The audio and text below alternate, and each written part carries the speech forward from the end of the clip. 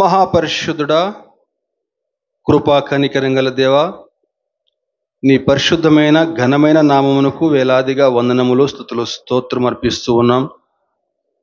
అయ్యా, గడిచిన మాసమంతా క్షేమకరంగా కాచి కాపాడి, అయ్యా నాయనా, మరొక చక్కని శ్రేష్టమైన మాసంలోకి మేము ప్రవేశించుకుంటున్నాం దేవా.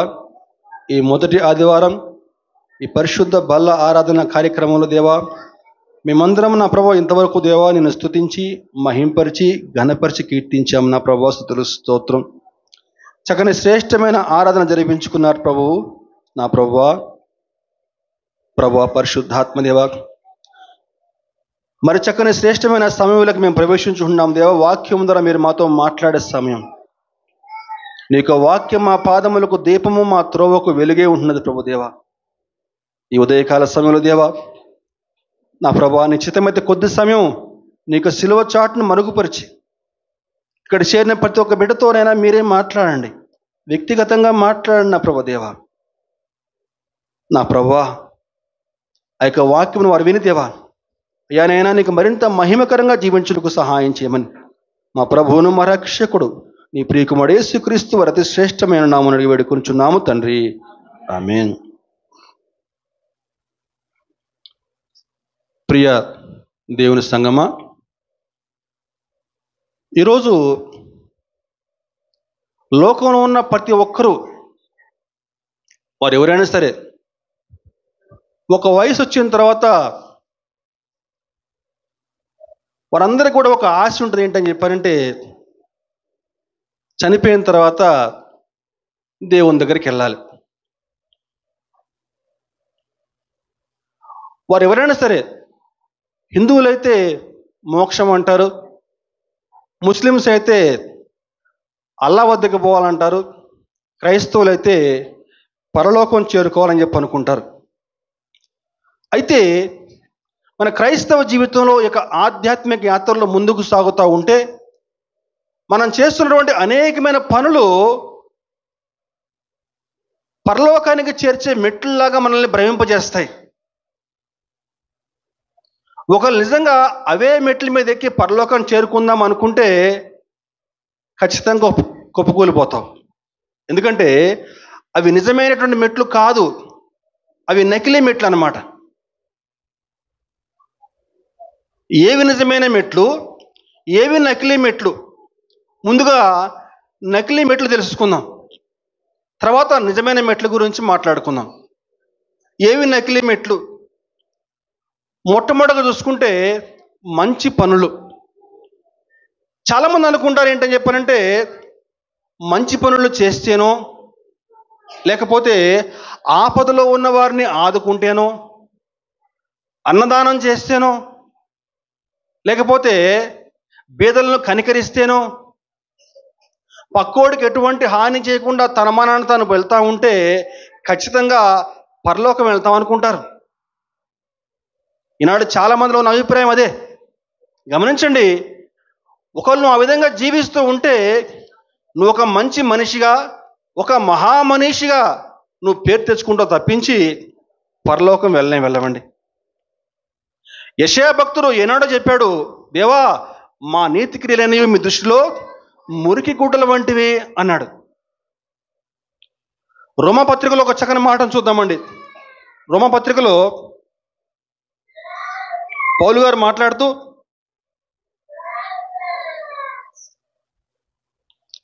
3వ అధ్యాయం 20 వచనం, 3:20, ధర్మశాస్త్ర సంబంధమైన క్రియల మూలంగా ఏ మనుష్యుడు ఆయన దృష్టికి నీతిమంతుడిని తీర్చబడడు. చాలండి. ధర్మశాస్త్ర సంబంధ క్రియల మూలంగా ఏ ఒక్కడు కూడా ఆయన దృష్టికి నీతిమంతునుగా తీర్చబడడు. ఎందుకంటే నీతిమంతులు నిత్య జీవమునకు వెళ్తారు అని వాక్యం సెలవిస్తూ ఉంది. జాగ్రత్తగా అర్థం చేసుకోవాలండి. ఇది మొదటి మెట్టు, నకిలీ మెట్లలో మొదటి మెట్టు. రెండో మెట్టు అని చెప్పంటే పుట్టు క్రైస్తవులు. పుట్టు క్రైస్తవులు ఏంటని చెప్పారంటే, వారి కుటుంబంలో వారి తల్లో తండ్రో క్రైస్తవులుగా ఉంటారు, దేవుని పట్ల భక్తి కలిగి జీవిస్తూ ఉంటారు.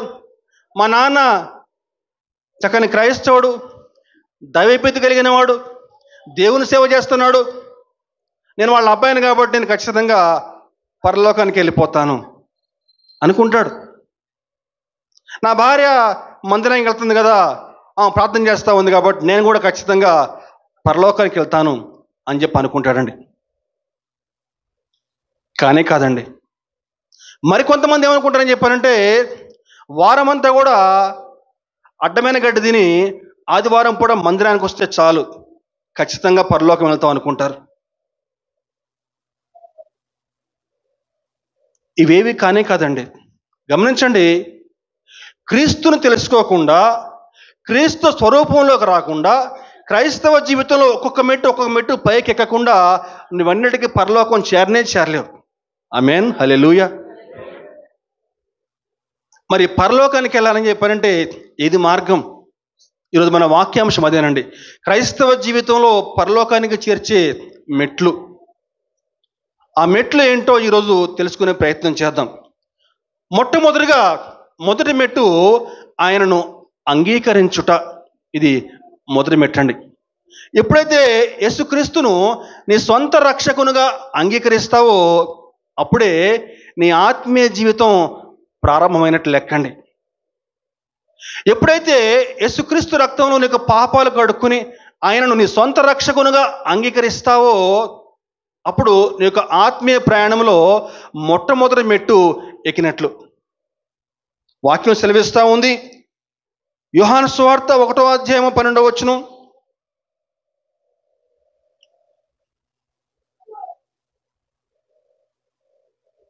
తన్ను ఎందరు అంగీకరించిరో వారందరికీ, అనగా తన నామమందు విశ్వాసం ఉంచిన వారికి దేవుని పిల్లలగుటకు అధికారం అనుగ్రహించి. చాలండి, చక్కని మాట కదండి.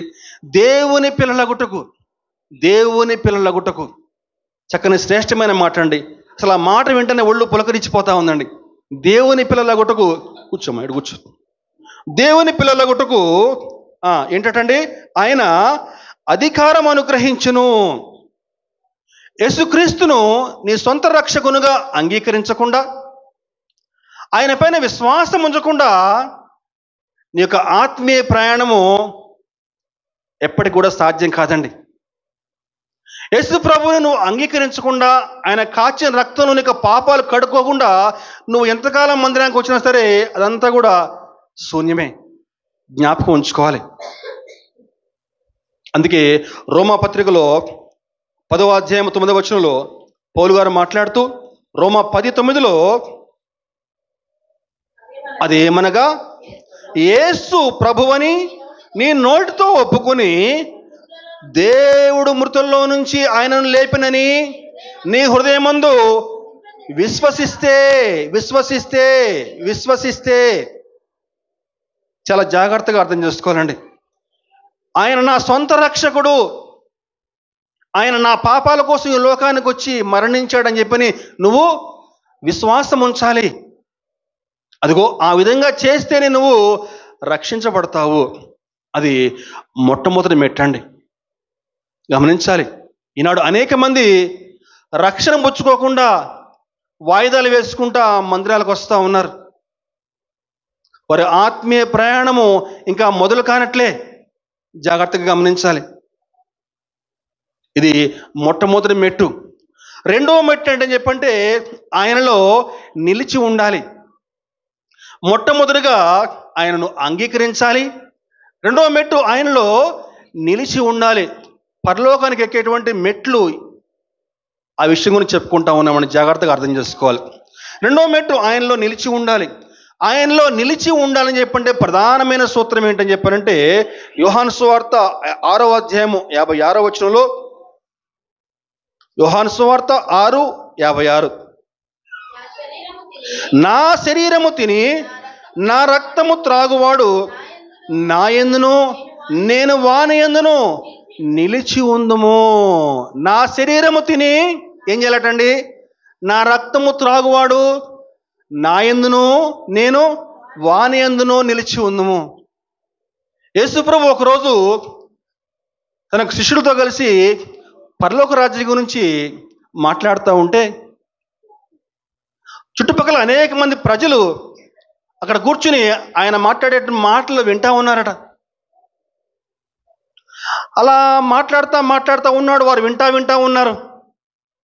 అంతలో సాయంకాలం అయిపోయింది, చీకట్లు కమ్ముకుంటున్నాయి. శిష్యులకి వాళ్ళని చూస్తే భయం వేస్తూ ఉంది. వారు చూస్తే విస్తారమైన జనాంగం ఉన్నారు. రాత్రి అయిపోయింది, వీళ్ళందరికీ ఆహారం ఎక్కడి నుంచి తీసుకొచ్చి పెట్టాలి? ప్రభు అంటున్నాడు, మీరు వారికి ఆహారం పెట్టండి అంటాడు. ప్రభువా, మా వద్ద ఆహారం ఏమి లేదు కదా, ఇంతమందికి ఆహారం అని చెప్పంటే ఎక్కడి నుంచి పెట్టాలి ప్రభువా అని చెప్పానంటే, ఇంతలో అంద్రెయ గబగబా వచ్చి, ప్రభువా, ఇక్కడ ఒక చిన్న పిల్లోడు ఉన్నాడు, ఆ పిల్లోడి దగ్గర 5 రొట్టెలు 2 చేపలు ఉన్నాయి ప్రభువా అని చెప్పానంటే, సరే వాళ్ళని పట్టురాండి అని చెప్పేసి ఆ 5 రొట్టెలు 2 చేపలు తీసుకుని ప్రార్థన చేస్తాడు. అందరికీ పంచి పెట్టండి అని చెప్పండి. అందరూ చక్కగా వరుసలో కూర్చుంటారు. అందరికీ వడ్డిస్తూ ఉన్నారు. ఆ 5 రొట్టెలు 2 చేపలు అయిపోవే. అందరూ సంతృప్తిగా భోజనం చేయగా, దేవునికి స్తోత్రం, హల్లెలూయా. 12 గంపలు ఇంకా మిగిలేటండి. 5,000 మంది ఆ రోజు సంతృప్తిగా భోజనం చేశారు. ఇంకా అందరూ తినగా ఇంకా మిగిలిందని చెప్పంటే 12 గంపలు మిగిలిపోయినట్టండి. ఆ సంఘటన చూసినటువంటి ప్రజానీకం ఇంకా ఆనాటి నుంచి యేసు ప్రభు ఎక్కడికి వెళ్తే అక్కడికి ఆయన్ని వెంబడిస్తూ ఉన్నారట. ఎక్కడికి వెళ్తే అక్కడికి ఆయన వెంబడిస్తూ ఉన్నారట. దేనికి?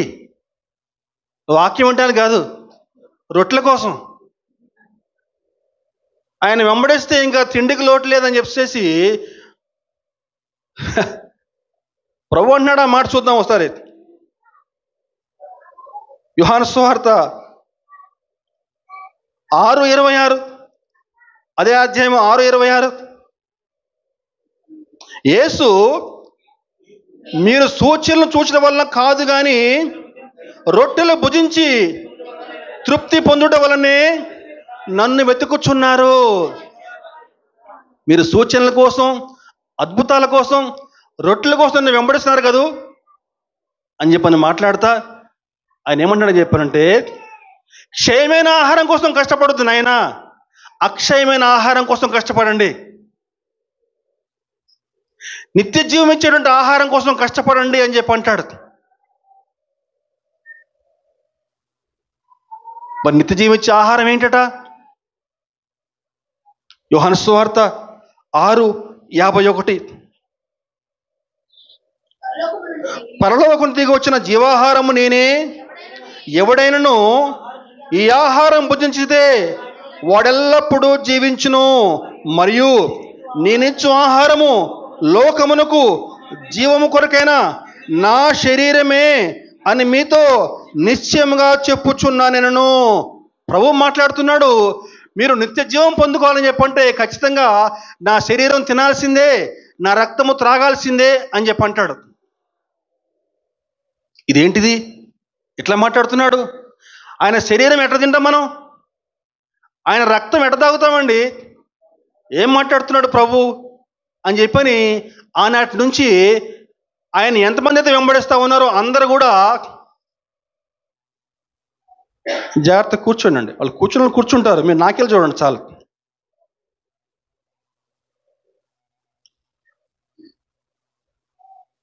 ఓకే, నిత్య జీవం మీకు కావాలని చెప్పారంటే మీరు నా శరీరం తిని నా రక్తం త్రాగాల్సిందే అని చెప్పంటాడు ప్రభు. ఈయన శరీరం మనమేట తింటాము, ఈయన రక్తం మనమేట తాగుతాం, ఏం మాట్లాడుతున్నాడు అని చెప్పని ఆ రోజు నుంచి ఎంతమంది అయితే ఆయన వెంబడిస్తూ ఉన్నారో అంతమంది వెనక్కి వెళ్ళిపోయారటండి. ముందు వాక్యంలో చూద్దాం, అదంతా కూడా చూపిస్తా ఈరోజు మీకు. యోహాను సువార్త అదే అధ్యాయం 6:66. అప్పటి నుండి ఆయన శిష్యులలో అనేకులు వెనక తీసి మరి ఎన్నడూ ఆయనను వెంబడింపలేదు. అన్నటి నుండి ఆయన శిష్యుల్లో అనేకులు వెనుక తీసి, అమ్మో ఆయన శరీరం రక్తం తాగాలంటే మన వల్ల కాదని చెప్పి వెళ్ళిపోయారటండి. 12 మంది మాత్రం మిగిలిపోయారట. అప్పుడు ప్రభు అన్నాడు, మీరు కూడా వెళ్ళిపోవాలని చెప్పి అనుకుంటున్నారా అని చెప్పి అన్నప్పుడు పేతురు గారు ఒక చక్కని మాట మాట్లాడండి. అక్కడికి యోహాను సువార్త 6:68లో, ప్రభువా ఎవని వద్దకు వెళ్ళుదుము, నీవే నిత్య జీవపు మాటలు కలవాడవు. దేవునికి స్తోత్రం, హల్లెలూయా. ప్రభువా ఎక్కడికి వెళ్తాం ప్రభువా, ఇంకా నిన్ను వదిలిపెట్టి మేము ఎక్కడికి వెళ్తాము, నీవే నిత్య జీవపు మాటలు కలవాడవు అని చెప్పని ప్రభువుతో మాట్లాడుతూ ఉన్నారండి. ఈరోజు అనేక రోజుల నుంచి ఆయన మందిరానికి వస్తున్నావే, ఆయన మాటలు నిత్య జీవాన్ని ఇస్తాయని చెప్పి నువ్వు గ్రహించగలిగావా? ఆయన మాటలు నిత్య జీవాన్ని ఇస్తాయని గ్రహిస్తే నువ్వు మందిరానికి ఎన్నటికీ ఆలస్యంగా రావు. ఆయన మాటలు నిత్య జీవాన్ని ఇస్తాయని గ్రహించగలిగితే నువ్వు మందిరంలో కూర్చుని నిద్రపోవండి. ఆయన మాటలు నిత్య జీవం ఇస్తాయని గ్రహిస్తే నువ్వు మందిరంలో కూర్చుని సెల్ ఫోన్లో గేమ్స్ ఆడవు. ఆయన మాటలు నిత్య జీవాన్ని ఇస్తాయి. ఈనాడు ఆ యొక్క మాటలు గ్రహించలేక చాలామంది వెనక్కి కూర్చుని దిక్కులు చూస్తూ ఉన్నారు. సెల్ ఫోన్లో గేమ్స్ ఆడటం, నిద్రపోవటం చాలా విచారం అండి. అన్నాడు శిష్యులు, ప్రభువా ఎవని వద్దకు వెళ్తాం ప్రభువా, నీవే నిత్య జీవపు మాటలు కలవాడవు. ఎంత చక్కని శ్రేష్టమైన మాటలండి. మరింతకు ఆయన శరీరం రక్తం పరిస్థితి ఏంటయ్యా అని చూడగలిగితే లూకాసు సువార్త 22:19లో 22:19-20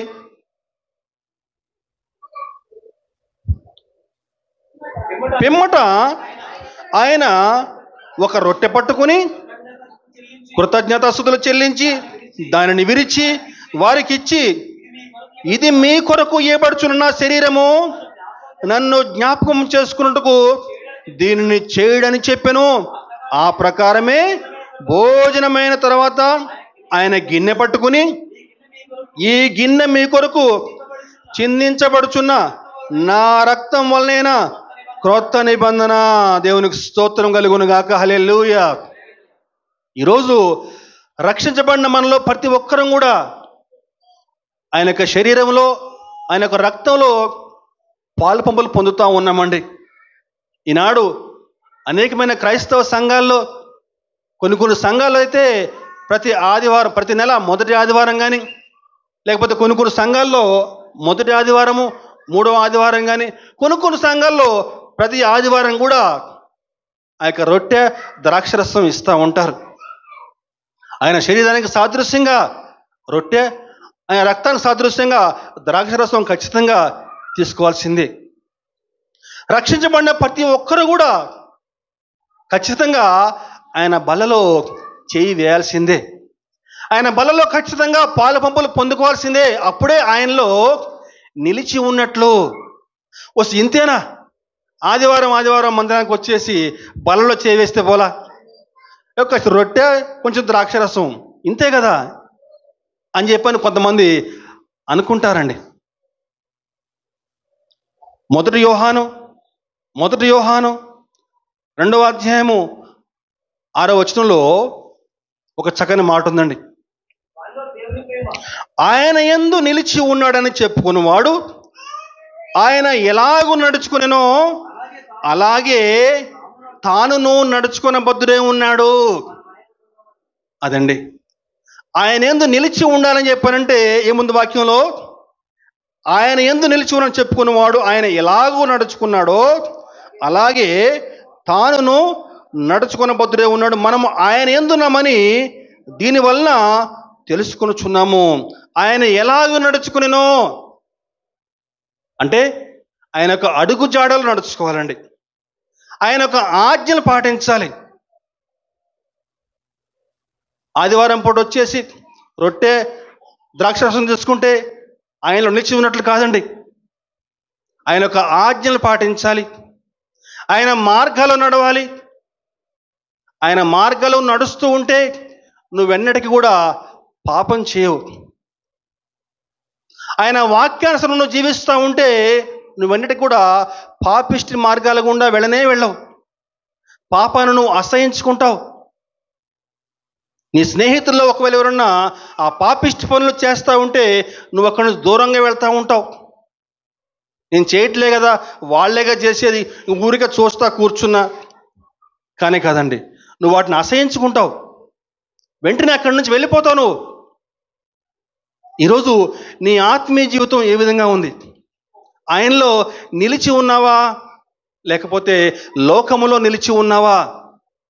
దయవుంచి వ్యక్తిగతంగా ఆత్మీయంగా పరిశీలన చేసుకోండి. ఇంతకీ ఆయనలో నిలిచి ఉంటే ఏంటట లాభం? నిలిచి ఉండాలని చెప్తున్నారే, మరి నిలిచి ఉంటే ఏంటి మరి లాభం? చూద్దాం వాక్యంలో.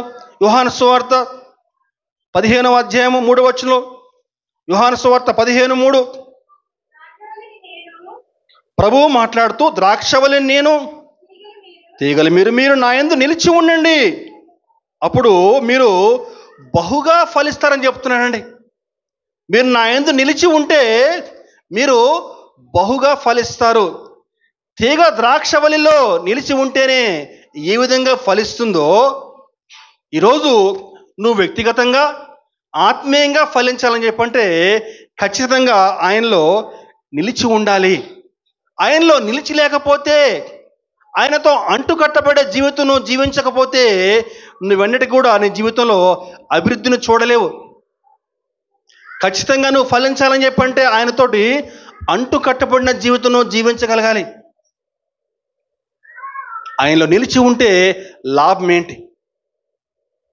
ఆయనలో నిలిచి ఉంటే మరొక లాభం ఏంటట అని చెప్పంటే అదే 15వ అధ్యాయం 7వ వచనంలో,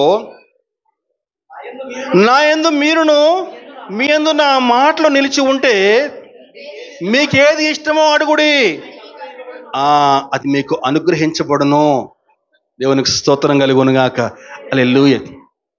మనం ఆయన యందు నిలిచి ఉంటే ఏంటటమ్మా?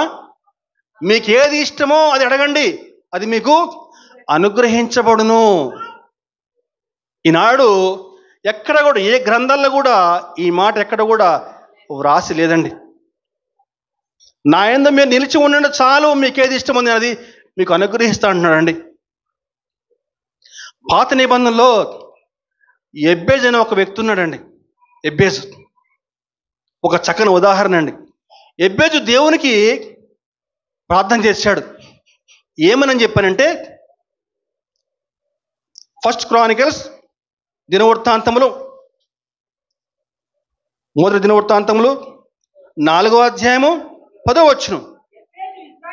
ఎబ్బేజు ఇశ్రాయేలును గురించి మొరపెట్టి, నీవు నన్ను నిశ్చయముగా ఆశీర్వదించి నా సరిహద్దుని విశాలపరిచి నీ చెయ్యి నాకు తోడుగా ఉండ దయచేసి నాకు కీడు రాకుండా దానిలో నుండి నన్ను తప్పించుమని ప్రార్థింపగా దేవుడు అతని మనవి చేసిన దానిని అతనికి దయచేసెను.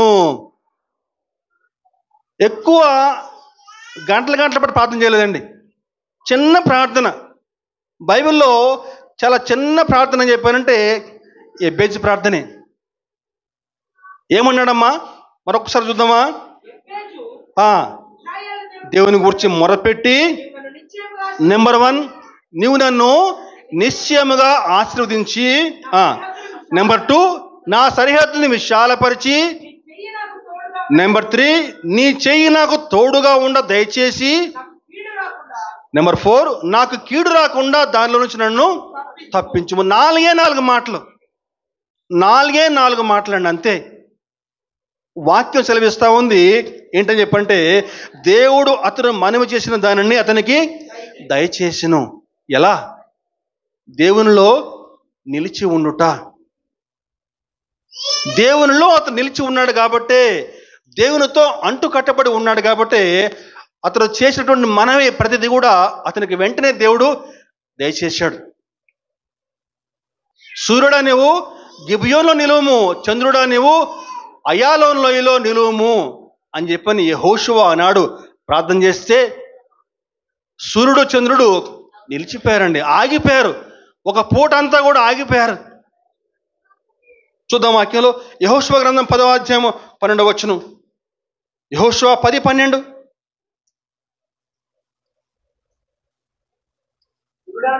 సూర్యుడా నీవు గిబియోనులో నిలువుము, చంద్రుడా నీవు అయ్యాలోనులో నిలువుము.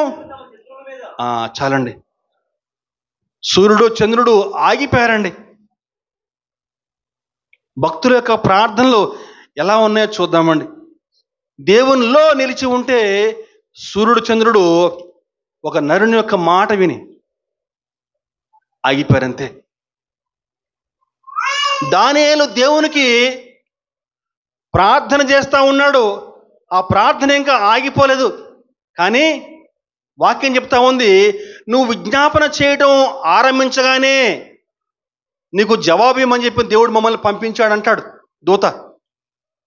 ఇప్పుడటండి, ప్రార్థన చేయటం, విజ్ఞాపన చేయటం ఆరంభించగానే ఈరోజు నువ్వు అనేక రోజులు దేవునికి మొరపెడతా ఉన్నావు, దేవుని సహాయం అడుగుతా ఉన్నావు. దేవా నాకు ఈ సమస్య ఉంది, దేవా నా ప్రార్థన ఆలకించు అని చెప్పి దేవునికి మొరపెడతా ఉన్నావు. కానీ నీ మొర్ర దేవుడు ఆలకించట్లేదు. కారణం, నీలో ఏమన్నా ఆయాస్కర మార్గం ఉందేమో దయ ఉంచి ఈరోజు వాక్య వెలుగులో పరిశీలన చేసుకో. దేవునికి ఇష్టం లేని మార్గం నీలో ఉందేమో దయ ఉంచి పరిశీలన చేసుకో అన్నాడు మోషే మాట్లాడుతూ. దేవా నీ ముఖకాంతిలో మా రహస్య పాపాలు కనపడుచున్నాయి అంటాడండి మోషే. నా ఇల్లంతట్లో నమ్మకమైన వాడని చెప్పిన వాక్యం సెలవిస్తూ ఉంది. అటువంటి మోషేని ఆ విధంగా ప్రార్థన చేస్తే నీ బతుకు నా బతుకు ఎక్కడ చెప్పండి? ఆయనలో నిలిచి ఉంటే ఏంటండి, మీకు ఏది ఇష్టమో అది అడగండి, అది మీకు అనుగ్రహించబడును. ఈరోజు వాక్యం ఉన్న సహోదరుడా సహోదరి, ఈరోజు మన ఆత్మీయ జీవితాలు ఏ విధంగా ఉన్నాయి? వ్యక్తిగతంగా పరిశీలన చేసుకుందామండి. ఆయనలో నిలిచి ఉన్నామా, లేకపోతే లోకములో నిలిచి ఉన్నామా? ఒకవేళ రెండు పక్కలు నడుస్తూ నిలువెచ్చిన జీవితం జీవిస్తూ ఉంటే ఈరోజే సరి చేసుకుందామండి. ఆయనలో నిలిచి ఉన్నాము, ఆయనతో అంటు కట్టబడి జీవిద్దాం. దేవుని నామానికి మహిమ కలుగునుగా. ఇది రెండవ మెట్టు. మూడో మెట్టు ఆయనను వెంబడించుట. మొట్టమొదటి మెట్టు ఏంటండి? ఆయనను అంగీకరించుట. రెండవ మెట్టు ఆయనలో నిలిచి ఉండుట. మూడో మెట్టు ఆయనను వెంబడించుట. ఆయనను వెంబడించుట. లూకా సువార్త 9వ అధ్యాయం 23వ వచనం. లూకా 9:23. మరియు ఆయన అందరితో ఇట్లనెను, ఎవడైనను నన్ను వెంబడింపగోరిన యెడల తన్ను తాను ఉపేక్షించుకుని ప్రతిదినము తన సిలువను ఎత్తుకుని నన్ను వెంబడించవలెను. ఆయనను వెంబడించాలంటే ఏం చేయాలటండి? తన సిలువను ఎత్తుకుని ఆయన వెంబడించాలండి. ఏ విధంగా అమ్మా? తనను తాను ఉపేక్షించుకుని అని చెప్పానంటే, ఉపేక్షించుకుని అంటే ఏంటండి? తనను తాను తుచ్చమైన వాడిగా ఎంచుకోవటం అన్నమాట. తనను తాను తగ్గించుకోవటము, దాన్నే ఉపేక్షించుకోవటం అంటారు. తగ్గించుకోవటం అంటే దేవుణ్ణి వెంబడించాలి అని చెప్పానంటే ఆయనకు విధేయునిగా జీవించాలి. విధేయత లేకుండా ఇప్పుడు దేవుని నువ్వు వెంబడించలేవు. యేసు ప్రభు ఈ లోకంలో ఆ విధంగా జీవించాడు. ఎలా జీవించాడు అని చెప్పానంటే, ఆయన ఈ లోకంలో శరీరధారిగా జీవించాడు, శరీరధారిగా జన్మించాడు, శరీరధారిగా జీవించాడు. కానీ పరలోకమందున తండ్రికి విధేయుడిగా జీవించాడు. ఈ లోకంలో తల్లిదండ్రులుగా యేసేపు మరియకు విధేయుడిగా జీవించాడు. ఆయన ఏ విధంగా జీవించాడో మనం కూడా అదే విధంగా జీవించాలని చెప్పి ఆయన ఆశిస్తూ ఉన్నాడు. కాబట్టి ఈరోజు మనం దేవునికి విధేయులుగా జీవించాలంటే మొట్టమొదటిగా మన తల్లి తండ్రికి విధేయులుగా జీవించాలి. నువ్వు తల్లి తండ్రి మాట వినకుండా నువ్వు దేవుని యొక్క మాట వినలేవో, దేవునికి విధేయునిగా జీవించలేవు. నీ తల్లి తండ్రి మాట వింటేనే నువ్వు దేవునికి విధేయునిగా జీవించగలవు. హెబ్రీ పత్రిక 5వ అధ్యాయము 8వ వచనం. హెబ్రీ పత్రిక 5:8. ఆయన కుమారుడై ఉండి తాను పొందిన శ్రమల వలన విధేయత నేర్చుకునను. ఆయన కుమారుడై ఉండి అంటే ఏంటమ్మా? ఆయన సాక్షాత్తు దేవుని కుమారుడై ఉండి ఈ లోకంలో ఆయన పొందిన శ్రమల వల్ల ఆయన విధేయత నేర్చుకునను. ఈరోజు దేవుని బిడ్డలుగా చెప్పుకున్న మనము అటువంటి విధేయత మనం కనపరుస్తున్నామా? జాగ్రత్తగా విందామండి. విధేయత అని చెప్పానంటే ఒక చిన్న ఉదాహరణ మీకు చెప్తాను. ఒక తల్లి తన బిడ్డతోటి నాన్న ఐస్ క్రీమ్ తింటావా అని చెప్పంటే వాడు తలకాయ మొత్తం గుండ్రంగా పుచ్చకాయలా ఒప్పుకున్నా ఓకే ఓకే అని చెప్పేసి నువ్వు ఏ పని చెప్తే ఆ పని టక్ పని చేసేస్తాడు. ఏ పని అంటే ఆ పని వెంటనే చక్క. ఎందుకంటే వాడి కళ్ళ ముందు ఐస్ క్రీమ్ కనిపిస్తూ ఉంటుంది. అదే వాడు ట్యాబ్లో గేమ్స్ ఆడుకుంటా ఉంటే లేకపోతే బయట ఆట ఆడుకుంటా ఉంటే రై ఆడిన జాలు వచ్చే పుచ్చుకుంది అని చెప్పానంటే ఏం చేస్తున్నాడు? చాలా కష్టంగా మనసులో నిన్ను తిట్టుకుంటూ ఇంకా లాభం లేదురా అని చెప్పేసి వచ్చి పుస్తకం తెస్తాడు.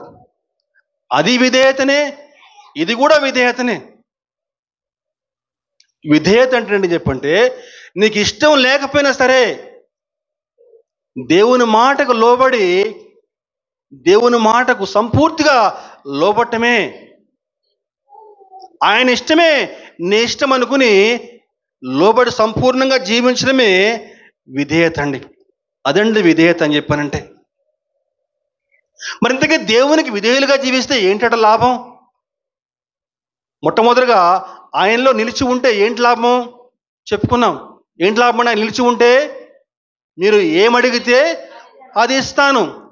మీరు నాలో నిలిచి ఉంటే మీరు బహుగా ఫలిస్తారు, దీవించబడతారు. మరి ఆయనకు విధేయులుగా నిలబడితే, విధేయులుగా జీవిస్తే ఏంటి లాభం? హెబ్రీ పత్రిక 5:10 హెబ్రీ పత్రిక 5:10 తనకు విధేయులైన వారికి అందరికీ నిత్య రక్షకునకు కారకుడాయను. దేవునికి స్తోత్రం చెప్దామండి. హల్లెలూయా, దేవునికి స్తోత్రం. తనకు విధేయులుగా ఎందరైతే జీవిస్తారో వారందరికీ కూడా నిత్య రక్షణ అండి. అంతకంటే భాగ్యం ఏముందండి? ఇంకా ఆయనలో నిలిచి ఉంటే బహుగా ఫలిస్తాము. ఇంకా మనం ఏమడిగితే అది ఆయన ఇస్తా అని చెప్తున్నాడు. అలాగే ఆయనకు విధేయులుగా జీవిస్తే నిత్య రక్షణ నీకు ఇస్తా అని చెప్తున్నాడండి. ఈరోజు ఆయనకి విధేయులుగా జీవిస్తున్నావా? ఆయన వెంబడించేవాడిగా ఉన్నావా? ఈరోజు పరిశీలన చేసుకుందామండి. ఈరోజు మన క్రైస్తవ సమాజం చూసుకుంటే ఇక్కడ కూర్చున్న వారిలోనేమి లేకపోతే నేటి మన క్రైస్తవ సంఘాల్లోనేమి యేసుక్రీస్తుని వెంబడించే వారిలో 3 వర్గాలు ఉంటారండి. 3 వర్గాలు ఖచ్చితంగా ఉంటారు. ఇక్కడ కూర్చున్న వారిలో ఉన్నారు,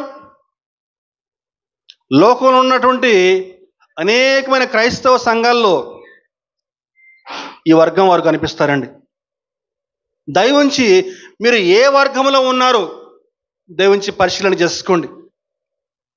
మొట్టమొదటి వర్గము సూచక్రియల కోసము, అద్భుతాల కోసము, ఆశ్చర్యకార్యాల కోసము, స్వస్థతల కోసము, రొట్టెల కోసము దేవుణ్ణి వెంబడించేటువంటి వారు. యేసు ప్రభువుని ఈ విధంగా వెంబడించిన వారిలో ఆనాడు ఉన్నారు, ఈనాడు కూడా ఉన్నారు. వారి చుట్టుపక్కల వారిలో ఎవరో కుటుంబంలో ఏదో గొప్ప అద్భుతం జరుగుతుందండి. అది చూసి దేవుని మందిరానికి వస్తే మా కుటుంబంలో కూడా ఇదే విధంగా మేలు జరుగుతుందేమో, ఆ పాస్టర్ గారి దగ్గరికి వెళ్తే ఈ మేలు అవుతుంది, మాకు ఈ విధంగా సహాయం దొరుకుతుంది అని చెప్పని అద్భుతాల కోసం ఏదో మేలు కోసం ఆశించి దేవుని మందిరానికి వచ్చేటువంటి వారు మొట్టమొదటి వర్గం అండి. రెండవ వర్గం ఏంటని చెప్పంటే పుట్టు క్రైస్తవులు. రెండవ వర్గం ఏంటండి? పుట్టు క్రైస్తవులు. ఇంతకుముందు చెప్పుకున్నాం కదా, వారి కుటుంబంలో ఎవరో ఒకళ్ళు క్రైస్తవులు ఉంటారు. తల్లి అంటది, అరే మందిరానికి పోదాం పరా అని చెప్పారంటే తల్లి పోరు భరించలేక వాడు వస్తాడు మందిరానికి. భార్య అంటది, లేకపోతే ఏమండి మందిరానికి పోదాం పరండి అని చెప్పారంటే ఇక భార్య పోరు పడలేక వాడు మందిరానికి వచ్చి కూర్చుంటాడు. అలా మందిరానికి వచ్చి కూర్చుంటారు, దేవుని వాక్యం వింటారు, పాటలు పాడతారు, ఆరాధన చేస్తారు, అంతా బాగానే ఉంటుంది. కానీ నూతన జన్మ అనుభవం ఉండదు, మారు మనసు అనుభవం ఉండదండి. యేసుక్రీస్తును వెంబడించే వారిగా బైబిల్ పట్టుకొని మందిరానికి వచ్చేస్తారు, కానీ నూతన జన్మ అనుభవం ఉండదు, మారు మనసు అనుభవం ఉండదండి. మొట్టమొదటి వర్గం ఏంటని చెప్పంటే సూచక్రియల కోసం, అద్భుతాల కోసం మందిరానికి వస్తారు. అటువంటి అద్భుత కార్యాలు, సూచక్రియలు వారి కుటుంబాల్లో, వారి జీవితాల్లో జరగకపోయేసరికి నెమ్మదిగా మందిరం మానేస్తారు, విశ్వాసంలో సన్నగిల్లిపోతూ ఉంటారండి. మరి మూడో వర్గం ఎవరని చెప్పి తెలుసా? మూడో వర్గం ఏంటని చెప్పానంటే వీరు వాక్యము చేత కట్టబడి ఉంటారు. వారి జీవితాలు వాక్యపు వెలుగులో సరిచేసుకుంటూ ఉంటారు. యేసుక్రీస్తుని ఆనుకుని జీవిస్తారు, క్రీస్తుని ఆధారం చేసుకుని ముందుకు సాగిపోతూ ఉంటారండి. వాక్యం వారిని పట్టుకుంటుంది, దేవుని యొక్క వాక్యం కోసం ఆసక్తితో వింటూ ఉంటారు. ఈరోజు అటువంటి వారు దేవునికి ఇష్టంగా ఉన్నారండి. ఈ 3 గ్రూపుల్లో నువ్వు ఏ గ్రూపులో ఉన్నావు? దయవుంచి వ్యక్తిగతంగా పరిశీలన చేసుకోండి. వాక్యం చేత కట్టబడేవాడిగా ఉన్నావా, కట్టబడేదానిగా ఉన్నావా, లేకపోతే అద్భుతాల కోసం, సూచక్రియల కోసం మందిరానికి వచ్చేవారిగా ఉన్నావా, లేకపోతే నీ తల్లి వెళ్తుందని చెప్పని, తండ్రి వెళ్తున్నానని చెప్పని వెనకబడి వచ్చేవాడిగా ఉన్నావా? దయవుంచి ఈ రోజు నుంచైనా సరే వాక్య పెలుగులో నిన్ను సరిచేసుకో. దేవుణ్ణి వెంబడించడం అంటే తెలుసా? ఒక్క మాటలో చెప్పాలని చెప్పారంటే గమనించండి, ఈ లోకంలో భయంకరమైన పాపం ఉందండి. మనం ఎలాగైనా జీవించవచ్చు, నీ ఇష్టం, నిన్ను అడిగేవాడు ఎవడు ఉండడు. సినిమా చూడొచ్చు, తాగొచ్చు, తిరగొచ్చు, ఏమైనా చేయొచ్చు, నీ జీవితం నీ ఇష్టం. కానీ దేవుని యొక్క సన్నిధిని చుట్టూ కూడా ఆవరించబడి ఉందని చెప్పని దేవునికి భయపడుతూ ఎక్కడ ఉన్నా సరే ఆయనకు భయపడుతూ ఎప్పుడైతే జీవిస్తావో అది దేవుణ్ణి వెంబడించడం అని చెప్పానంటే దేవునికి స్తోత్రం, హల్లెలూయా. యేసేపు ఆ విధంగా జీవించాడండి. పోతిఫర్ భార్య పాపం చేద్దామని చెప్పండి, అమ్మా ఇంత పాపం నేను ఎట్లా చేయగలను, దేవుడు చూస్తే ఇంకేమన్నా ఉందా అని చెప్పని భయపడిపోయి అక్కడి నుంచి పారిపోయాడండి. ఈరోజు సినిమాలు చూడకూడదా? బైబిల్లో ఉందా? ఏమన్నా బైబిల్లో చూపిస్తారా? ఎక్కడన్నా ఉందేమో అని చెప్పి కొంతమంది ప్రశ్నిస్తూ ఉన్నారు. పౌలు గారు ఒక మాట మాట్లాడుతూ ఏమన్నారని చెప్పానంటే మొదటి కొరింథీ 10:22 మొదటి కొరింథీ 10:22 ప్రభువునకు రోషం పుట్టించదమా, ఆయన కంటే మనము బలవంతులమా, అన్ని విషయములందు నాకు స్వాతంత్రము కలదు, కానీ అన్నయూ చేయదగినవి కావు. ఎంత చక్కని మాటమ్మా. అన్నీ చేయొచ్చు, చేయాలనుకుంటే అన్నీ చేయొచ్చు. సినిమా చూడొచ్చు, మందు తాగొచ్చు, ఏమండి పబ్బుకి వెళ్ళొచ్చు, ఏమైనా చేయొచ్చు, అన్నిటి యందు నాకు స్వాతంత్రం ఉంది. కానీ ఏముందట, అన్నయూ క్షేమాభివృద్ధి కలగచేయవు. అదండి, ఇది చాలదండి దానికి జవాబు. ఈరోజు క్రైస్తవునిగా జీవిస్తున్నాడు నీవు దేవుణ్ణి వెంబడించేవాడిగా ఉన్నావా? నువ్వు లోకంలో జీవిస్తున్నావా? లోకాన్ని వెంబడించేవాడిగా ఉన్నావా? దయవుంచి పరిశీలన చేసుకుందామండి. ఇది ఎన్నో మెట్టమ్మా? 3వ మెట్టు. 4వ మెట్టు ఆయనను సేవించుట. యోహాను సువార్త 12వ అధ్యాయము 26వ వచనం, ఒకడు నన్ను సేవించిన యెడల నన్ను వెంబడించవలను, అప్పుడు నేను ఎక్కడ ఉండునో అక్కడ నా సేవకుడు ఉండును. ఒకడు నన్ను సేవించిన యెడల నా తండ్రి అతన్ని ఘనపరచును. దేవునికి స్తోత్రం. యేసును సేవించడం అని చెప్పంటే ఆయన అడుగు జాడలు నడవటం అన్నమాట. ఆయన వెంబడించటం, ఆయన పరిచర్య చేయటం, ఆయనకు శిష్యరికం చేయటం అండి ఆయన సేవించడం అంటే. ఆయనను సేవించే వాహనిగా ఉన్నామని చెప్పంటే నీకు దేవుని పని చేయాలని చెప్పంటే నీకు పెద్ద కష్టంగా అనిపించదు. దేవుని మందిరానికి రావాలని చెప్పంటే నీకు పెద్ద కష్టంగా అనిపించదు. సేవకుడు నీకు ఏదైనా పని చెప్తే నీకు అది కష్టంగా అనిపించదు, ఎంతో ఇష్టంగా చేస్తావు. ఒక మైక్ కావాలయ్యా అని చెప్పని చెప్తే తెల్లారితే నెక్స్ట్ డే ఫ్రైడే అనుకుంటా మైక్ కావాలి ఎలా అని చెప్పానంటే ఆ రోజు రాత్రి అప్పటికే 7 అవుతుంది. తమ్ముడు ఎనోషు, ప్రవీణ్, బాలు అప్పటికప్పుడు కోటి వెళ్ళిపోయారు. రాత్రి 9:30 అవుతా ఉంది. ఆ కోటి వీధుల్లో ఆ షాప్కి ఈ షాప్కి తిరిగి చక్కని ఈ మైక్ తీసుకొచ్చారు. దేవునికి స్తోత్రం. దేవునిలో ఉంటే, ఆయన వెంబడించే వారిగా ఉంటే ఆయన తప్పకుండా సేవిస్తావు. దేవుని పని నీకు కష్టంగా అనిపించదు, నీకు ఇష్టంగా అనిపిస్తుంది. ఈనాడు శుక్రవారం ప్రార్థనకు రమ్మని చెప్పానంటే పొద్దున 9 గంటలు సాయంకాలం 3 గంటల వరకు 1 గంట సేపు వచ్చి దేవుణ్ణి ఆరాధన చేద్దాం రండి అని చెప్పంటే 1 గంట సేపు కూడా వచ్చి దేవుణ్ణి ప్రార్థించలేకపోతున్నారు. దేవుణ్ణి వెంబడించేవారిగా ఉన్నావా? దేవుణ్ణి సేవించేవారిగా ఉన్నావా? ఈరోజు నీ స్థానం ఎక్కడ ఉంది? దేవుని వ్యక్తిగతంగా పరిశీలన చేసుకుందామండి. చివరి దినాల్లో ఉన్నాం, జ్ఞాపకం ఉంచుకోండి. అంత్య దినాల్లో మనం జీవిస్తూ ఉన్నాం. దేవునికి మహిమకరంగా మన జీవితాలు మరింతగా మలుచుకుందామండి. ఇది 4వ మెట్టు. 5వ మెట్టు చిట్ట చివరిగా ఆయనతో సహవాసం చేయట. ఆయనతో సహవాసం చేయట. 1 యోహాను 1వ అధ్యాయం 3వ వచనం. 1 యోహాను 1:3 మాతో కూడా మీకును సహవాసము కలుగునట్లు మేము చూచిన దానిని వినిన దానిని మీకును తెలియచేయుచున్నాము. మన సహవాసమైతే తండ్రితో కూడాను ఆయన కుమారుడైన యేసుక్రీస్తుతో కూడా ఉన్నది. చాలండి. దేవునికి స్తోత్రం. హల్లెలూయా. పౌలు గారు చెప్తున్నారు మన సహవాసం అయితే ఎవరితోనండి? తండ్రితో ఆయన కుమారుడైన యేసుక్రీస్తుతో మన సహవాసం అని చెప్తున్నానండి. ఈరోజు మీరేం చెప్తారు? మీ సహవాసం ఎవరితోటి? యేసుతో సహవాసమా లేకపోతే లోకంతో సహవాసమా?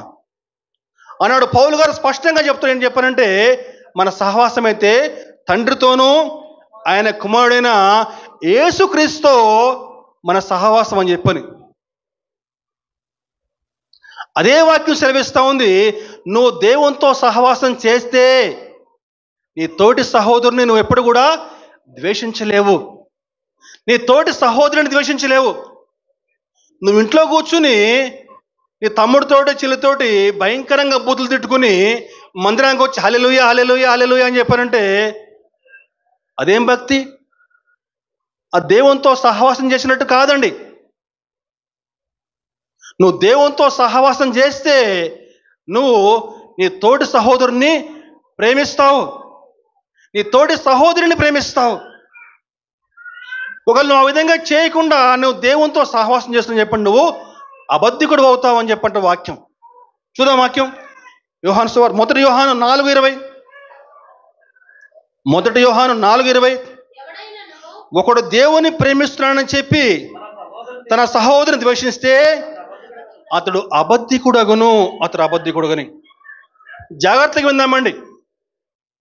యేసు ప్రభు మరణించినటువంటి శిలువలో ఎన్ని కమ్మీలు ఉన్నాయండి? ఎన్ని ఉన్నాయమ్మా కమ్మీలు? 3 3 3 2 బతికిచ్చారమ్మా. మూడు అంటారేమని చెప్పి నా గుండె జారిపోయింది. 2 కమ్మీలు ఉన్నాయి కదా, 2 కదా, సంతోషం. ఇప్పుడు కొంతమంది అనుమానం చూస్తాను, నాకు 2 అంటారు 3 అంటారు అని చెప్పేసి. 2 కమ్మీలు ఉన్నాయి, ఒకటి నిలువు కమ్మి, ఇంకోటి అడ్డ కమ్మి. నిలువు కమ్మి మానవునికి దేవునికి సమాధానం కలగజేయటానికి, అడ్డ కమ్మి మానవునికి మధ్య సమాధానం కలగజేయడానికి అండి. ఈరోజు నువ్వు దేవునితో నీకు సమాధానం కావాలని చెప్పంటే నీ తోటి సహోదరునితో నీకు ఫస్ట్ సమాధానం కావాలి. నీ తోటి సహోదరుని నువ్వు ప్రేమించగలగాలి. నువ్వు ఆ విధంగా ప్రేమించలేకపోతే నువ్వు దేవునితోటి సహవాసం చేయలేవండి. ఇంకేముందండి వాక్యంలో? 1 యోహాను 1:6-7 ఆయనతో కూడా సహవాసం గలవరమని చెప్పుకుని చీకటిలో నడిచినలా మనము అబద్ధమడుచు సత్యమును జరిగింపకుందుము. ఆయన వెలుగులో ఉన్న ప్రకారం మనమును వెలుగులో నడిచినలా మనము అన్యోన్య సహవాసం గలవారమై ఉందుము. అప్పుడు ఆయన కుమారుడైన యేసుక్రీస్తు రక్తము ప్రతి పాపము నుండి మనల్ని పవిత్రులుగా చేయును. దేవునికి స్తోత్రం. ఆయనతో సహవాసం గలవారని చెప్పుకుంటే మనము చీకట్లో నడవకుందుము. చీకటి అంటే సాతాను క్రియలండి. చీకటి అంటే పాపిష్టి క్రియలు. ఆయనతో సహవాసం చేస్తున్నామని చెప్పుకుంటూ నువ్వు సినిమాలకి షికారులకి వెళ్తే ఆ దేవునితో సహవాసం చేసినట్లు కాదు. ఆయనతో సహవాసం చేసి చెప్పుకుంటా నువ్వు ఇన్స్టాగ్రామ్లో అసభ్యకరంగా బట్టలు వేసుకుని తైతక్కలాడితే అది దేవునితో సహవాసం చేసినట్లు కాదండి. నువ్వు దేవునితో సహవాసం చేస్తే అటువంటి పనులు చేయవు. దేవునితో సహవాసం చేస్తే చీకటిలో నడవకుందుము. ఈరోజు మనం చీకట్లో నడుస్తున్నామా, లేకపోతే ఆయన వెలుగులో మనం జీవిస్తున్నామా? అర్థమైపోద్ది ప్రతి ఒక్కరు కూడా, మనం చీకట్లో ఉన్నామా వెలుగులో ఉన్నామని చెప్పేసి. ఈరోజు కొంతమంది క్రైస్తవులే సినిమా పాటలు డ్యాన్స్లు వేసుకుంటా మళ్ళీ స్టేటస్లో పెడుతున్నారు. మళ్ళీగా ఆ దేవునితో సహవాసమా? దైవంచి వ్యక్తిగతంగా పరిశీలన చేసుకుందామండి. వాక్యపు వెలుగులో మనల్ని మనం సరి చేసుకుంటూ ముందుకు సాగడానికి ప్రయత్నం చేద్దాం. ఈరోజు నీ సహవాసం ఎవరితోటి? ఆనాడు హానోకు దేవునితో నడిచాడు, దేవునితో సహవాసం చేశాడు. దేవుడు అతన్ని విడిచిపెట్టలేక నాతో రా అని తీసుకుపోయాడు. ఏముంది వాక్యంలో? హానోకు దేవునితో నడిచెను, దేవుడు అతను తీసుకొని వెళ్ళిపోయాడండి. నాతో పాటు రా వచ్చే పైకి అని చెప్పేసి. అబ్రహాము దేవునితో సహవాసం చేశాడు, విశ్వాసులకు తండ్రి అయ్యాడండి. స్నేహితుడు. అబ్రహాము దేవునికి స్నేహితుడు. దావీదు అంటాడు, ప్రభువు నువ్వు నాకు బహుప్రియుడుగా ఉన్నావు అంటాడు. బహుప్రియుడు అని చెప్పానంటే, ప్రియుడు అని చెప్పంటే బాయ్ ఫ్రెండ్ అని చెప్పాను, స్నేహితుడా అని చెప్పేసి. నా స్నేహితుడా అంటున్నాడు. ఎవరిని? దానియేలు గారిని అండి. మరి ఈరోజు నీ స్థానం ఎక్కడుంది? దేవునితో నువ్వు సహవాసం చేయగలుగుతున్నావా? లోకంతో సహవాసం చేయగలుగుతున్నావా? ఈరోజు ఈ 5 మెట్ల అనుభవం కనుక నువ్వు కలిగి ఉన్నట్లయితే ఖచ్చితంగా నీకు పరలోకం గ్యారెంటీ అండి. ఇటువంటి 5 మెట్ల అనుభవం ఈరోజు మనలో ఉన్న ప్రతి ఒక్కరు కూడా కలిగి ఉండాలని చెప్పని మన మందిరానికి ఒక పేరు పెట్టబడింది. ఏంటని చెప్పంటే విక్టోరియస్ టెంపుల్ అని చెప్పని. విక్టోరియస్ అని చెప్పంటే జయించేవాడు అని చెప్పని. ఆ ప్రభువు లోకాన్ని జయించాడు, సాతాన్ని జయించాడు, సమాధిని జయించాడు.